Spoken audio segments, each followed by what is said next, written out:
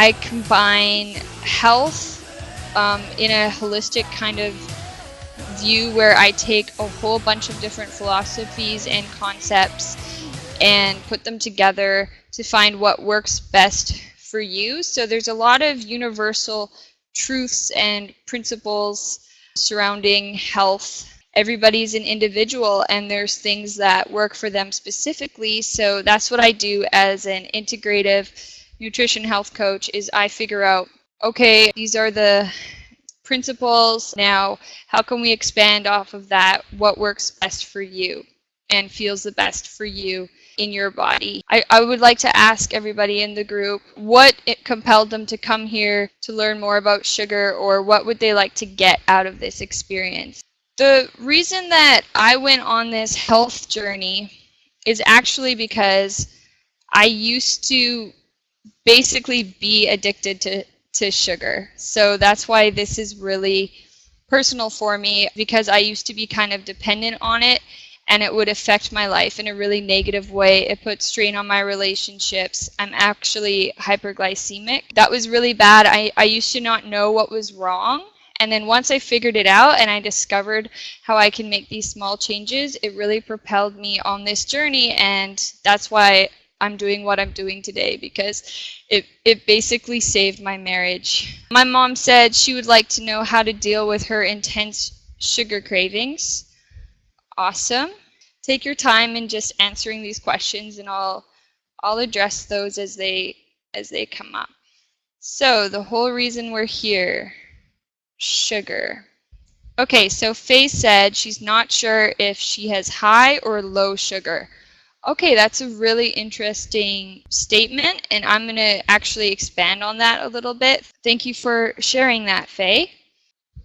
So sugar is addictive, and people can experience dependence, cravings, as well as withdrawal. Like I was saying, I had an addiction to sugar. Another thing is that sugary drinks are a major contributor to the obesity epidemic. And the reason for that is when you are consuming liquid sugar, essentially, without any of the fiber and without it being in its whole form, as part of like a whole food, what happens is it triggers a mechanism inside of a person, which causes them to not feel full. So that's why if you notice, like if you drink soda, you'll find that you'll just keep drinking more and more and more. And sometimes even with juice, it's because it triggers this binge mechanism where the body just wants to get as much as possible. This is kind of linked back to the primal part of ourselves, and I'll touch on that a little bit further on. Sugar may not only affect a person's ability to lose weight and feel healthy, but it also has dramatic effects on children's behavior and their performance in school as well. Beth said that she has had to deal with the sugar issue in her life and she's interested in what I have to share. So that's awesome. Thank you so much for joining us, Beth. Like heroin, cocaine, and caffeine, sugar is an addictive, destructive drug, yet we consume it daily in everything from cigarettes to bread. So this is the author of Sugar Blues, which this webinar is kind of based off of. So the United States is the largest consumer of sweeteners and one of the largest global sugar importers. This is from the perspective of the United States, but a lot of these statistics can be applied to other developed countries like Canada. I'm originally from Canada, and I know that Sue, Faye, and Laura are all in Canada right now. Back in 1689, that's when the first sugar refinery was built in New York City. Within only 10 years, individual consumption had reached 4 pounds a year. This kind of hints to sugar being an addictive substance. Within a very short period of time, a population that had not eaten any sugar, processed sugar, now we're eating up to 4 pounds every single year. Now, the average American consumes more than 100 pounds of sugar per year versus only 8 pounds of broccoli per year. Imagine if we could just reverse those and we had 100 pounds of broccoli and 8 pounds of sugar. I'm sure a lot of our health problems would go away, but you can kind of notice we're obviously addicted to sugar and not broccoli in this case, and that just kind of points to that. So the USDA recommends we get no more than 10 teaspoons per day. Teaspoons, not tablespoons, but most of us are getting 30 teaspoons per day, which is 3 times the amount. Humans naturally love sweet things, and even before we started refining sugar, we sought out foods with sweet taste. Sugar is a simple carbohydrate that occurs naturally in foods such as grains, beans, vegetables, and fruits.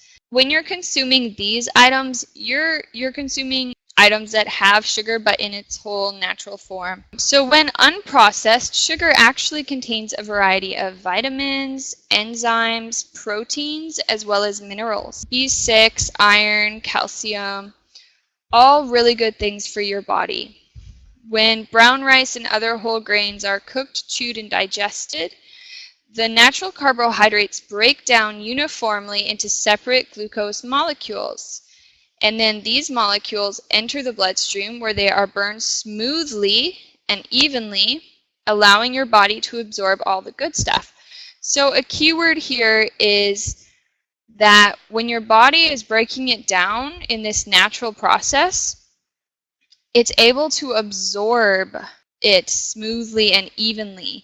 And that means it's not spiking your blood sugar. It's not raising it and then crashing it, which is what you want. So when we take the sugar out and we condense it as a single nutrient, what happens is it does the opposite of this. It absorbs in your body rapidly and not evenly, and it causes a reaction. Refined table sugar, also called sucrose, is very different. Like I said, it's extracted from either sugarcane or beets, and sucrose lacks vitamins, minerals, and fiber, and thus requires extra effort from the body to digest. So the body must deplete its own store of minerals and enzymes in order to absorb the sucrose properly. So by eating this super refined item, you're actually depleting your body of what it needs just to process it. So instead of providing the body with nutrition, it causes a deficiency, and it enters swiftly into the bloodstream and wreaks havoc on the blood sugar level, first pushing it sky high, causing excitability, nervous tension, and hyperactivity, and then dropping it extremely low, causing fatigue, depression, weariness, and exhaustion. So back to what you said, Faye, where you're not sure whether you have high blood sugar or low sugar. Honestly, if it's not going into your body correctly, or it's not the right kind of sugar, what's happening is you could be having both. So at first spiking the sugar, and then in your blood, and then plummeting it. So that's kind of the process. And when that was happening to me, it was causing a lot of mood swings, it was causing a lot of fatigue, and everything else that's described here.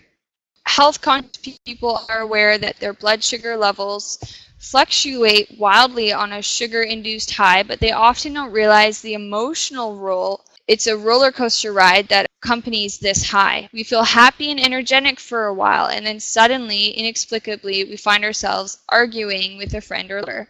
But most people don't relate this to the fact they consume sugar, oftentimes because you eat the sugar, you feel really happy first, and then some time passes and you feel very irritable and you can't really explain why. It's actually the sugar. Sugar qualifies as an addictive substance for 2 reasons. Because even eating a small amount can create a desire for more. Suddenly cutting it out will actually cause withdrawal symptoms, such as headaches, mood swings, cravings, and fatigue. So there's a little bit more here. I'm not going to get into this. You will receive these handouts after. I will be giving those to you, and you can just read them over as well and have them on hand. The next question I would like to ask is, what are some of your favorite sweets growing up, and what's your favorite sweet now? And then have you noticed any side effects from sugar? maybe it's something that you aren't sure whether it's fully related to the sugar or not. Laura says that she was eating a lot of chocolate, donuts, ice cream, chewy candy, cookies, and brownies. Those were some of her favorite sweets. The good news is that the majority of those, if not all of those, can be made using very natural, wholesome ingredients, and they will taste just as good as, if not better than, the processed versions.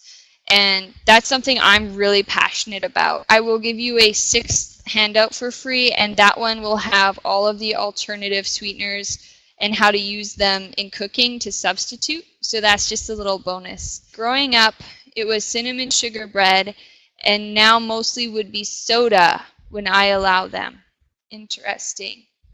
Moving along here. Candy's chocolate. Faye says Candy's chocolate pop makes me feel shaky, weak, and foggy. Okay, so those are some of the side effects that Faye is noticing. Interesting. And it's also interesting how Williamson said soda when he allows them. I'm not sure if you were here earlier, but I was touching on how when you drink sugar in a liquid form, like in soda or pop, it actually increases your appetite and increases your craving for more sugar because it just triggers something in you. So that's why it feels like you can never get enough. But there's an easy way to change that, and I'll touch on that in just a little bit. Sugar goes by many, many names. I'm just going to touch on these a bit. Like I said, you guys are going to get these handouts as well, so you can just read deeper through that. So one of the well-known names is brown sugar.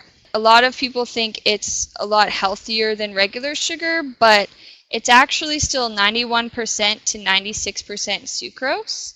So it's only marginally different. So it's not really better. It's just kind of made to look a bit better. Most brown sugars, because most of it is just refined white sugar, and they add some of the syrup to it.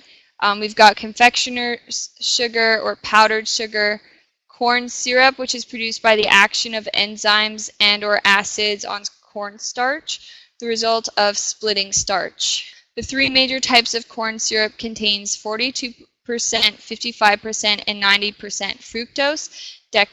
Dextrose comprises most of the remainder. So that's another one, is dextrose or glucose. A lot of people don't know that dextrose comes from sugar, so if they buy something with no sugar but it has dextrose in it and they're still getting a reaction, they won't know why.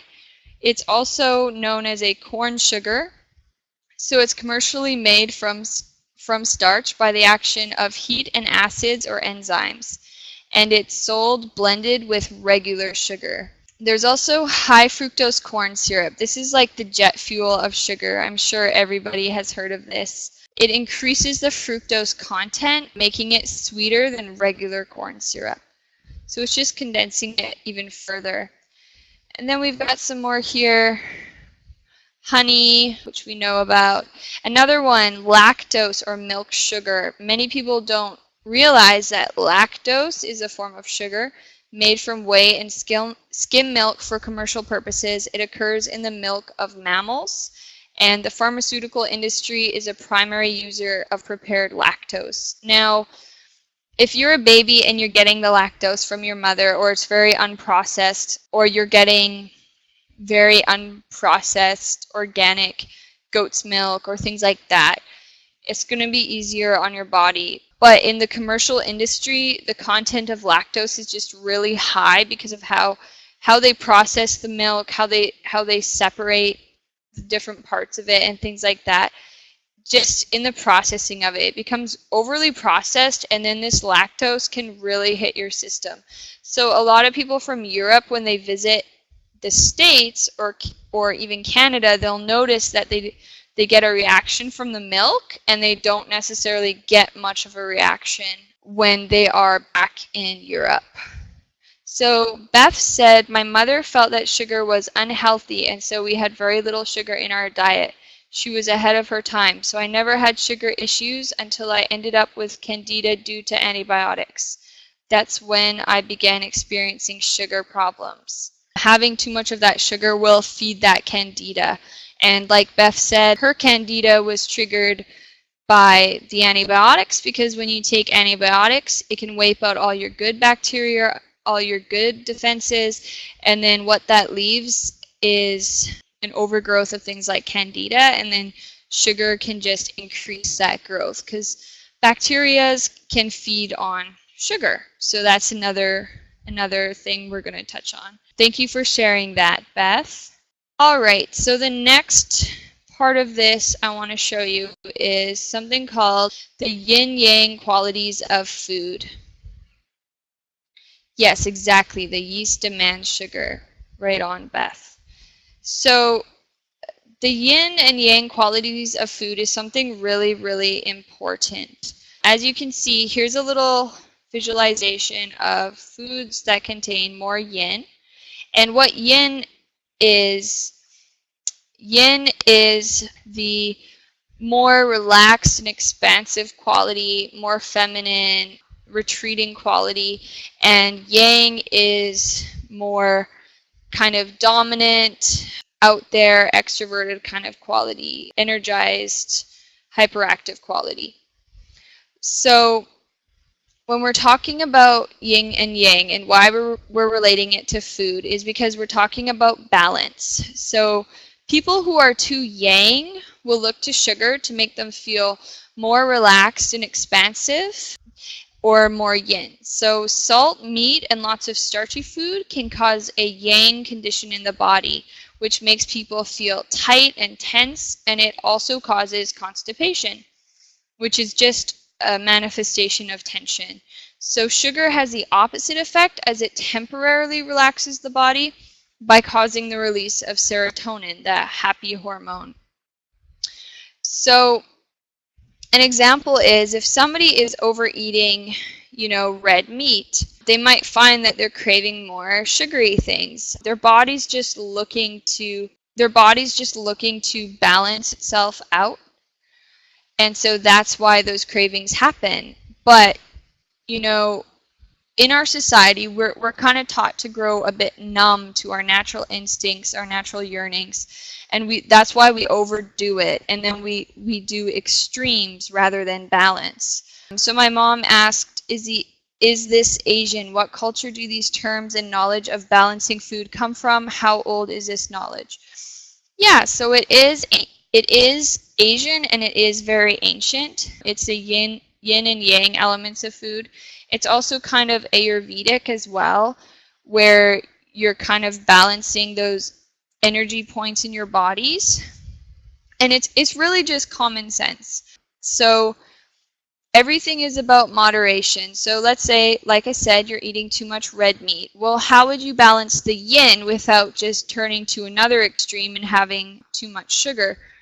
What you would do is you would increase your intake of, let's say, some beans or roots and winter squash, more balanced yin. Sea vegetable is like seaweed and kelp. You can find those in, it's also called nori, so you can find those. Another example of yang, but it's also very, very healthy for you and very balanced, is miso. And within miso is fermented soy. You can also make it from chickpea or other items, and it's an ancient traditional kind of Japanese soup, and you will have sea vegetable, seaweed in there, and you'll also have tofu. So it's yang energy fused with yin energy, and it just creates a really healing kind of tonic.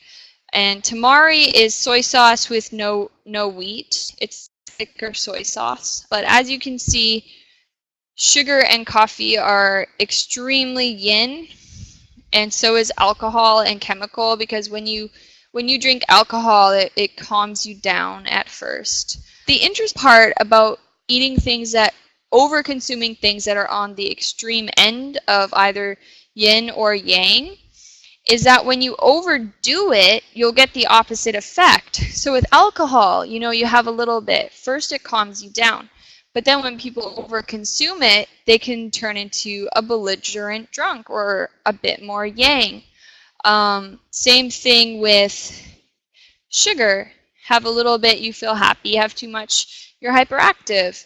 Salt, you know, have a bit and it replenishes your enzymes. If you've been working out, have too much and it causes you to have really, you know, high blood pressure, high cholesterol, and get really super tense. And then that ends up turning into lethargy, which is actually forcing you to be more yin. So we can just kind of see how these are interrelated. I just wanted to touch on these. I also wanted to point out something in regards to curbing those sugar cravings. So protein and water imbalances can cause sugar cravings, as you can see in the chart there. So when we don't drink enough water, we'll crave sugar. If you eat too much red meat, you're going to crave sugar, just as an example. So, and that's to balance it with yin.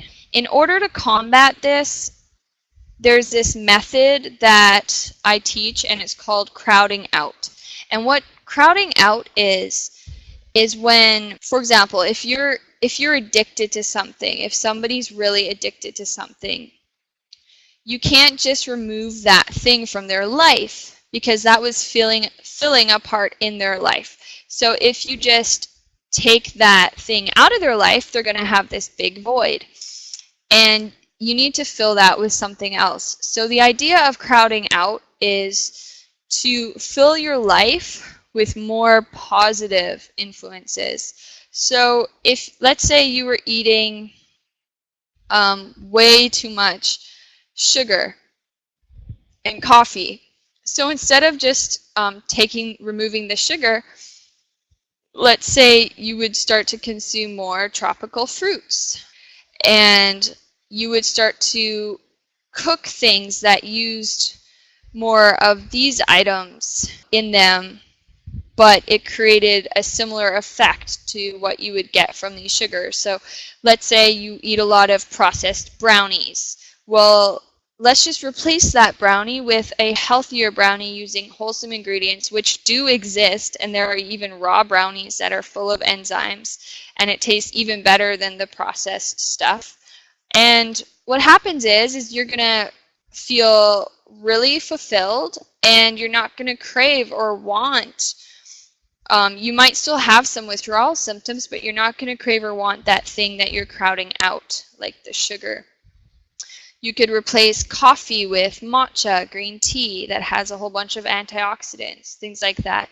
Another thing I wanted to point out is a lot of people go on diets to lose weight, and they will cut out all fats from their diet.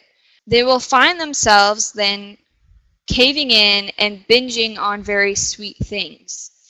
And so the reason for this is because instinctually we're programmed to naturally kind of forage for certain things. One of those things is sweets, and one of those things is fats and salts. So when you take out one thing completely, like just removing all oil, natural oil that occurs in like avocado or fish, when people are super, super strict with themselves and they don't allow themselves to have any healthy oil in their diet, their body will go into panic mode and be like, oh my gosh, we're experiencing a form of a famine. Okay, turn on, there's no things that have fat in them. Okay, turn on the mechanism to seek out sugar and binge on sugar. So it would literally be like programming you, if we were foragers again, if you came across a bush full of berries, for you to just eat as much berries as possible right then and just binge on that so your body could turn that into fat. Because your body thinks there's no fat around. And that's also why we have that addictive mechanism towards sugar.